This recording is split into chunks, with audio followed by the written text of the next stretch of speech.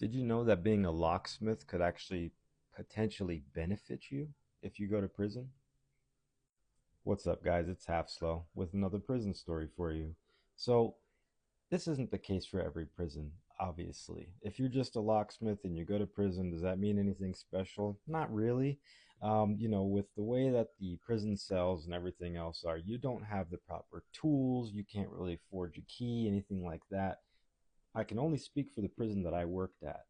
And actually, in that prison, if you are a locksmith, that actually does benefit you in a way.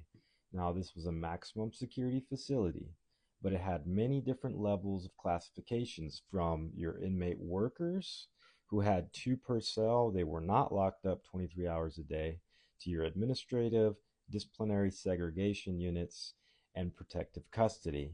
So the disciplinary and administrative segregation units were actually more so the higher level of restriction where you don't have as many things. You are 23-hour day lockdown, and when you're being escorted, you're actually escorted with two officers for every one convict. You also are required to wear leg irons. So it's very uncomfortable experience. Now, where does the locksmith come into play? Locksmith actually gets classified as an HRP inmate in the prison that I worked at, which is called a high risk potential due to the fact that they were a locksmith. I know it sounds silly, but why does that benefit the person?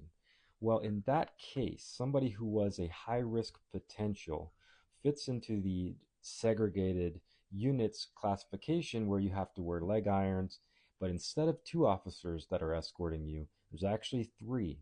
And all three of those officers are actually wearing the same riot gear, the armor, the helmet, as the emergency response team would in a cell extraction. So these guys were in whatever unit they get sent to, and they are not allowed to have a cellmate. So that's the part that I'm saying. So they were still allowed to have just as much property and everything else that a worker would. They are locked down 23 hours a day, but they do not have to have a cellmate. To me, that's the biggest thing because I don't know about you, but I don't want to share a small space with somebody unless I absolutely have to. And if that means that just by being a locksmith, I get to have my own cell, sign me up. Anyways, figured I'd share that with you guys. Thanks for watching. Love you.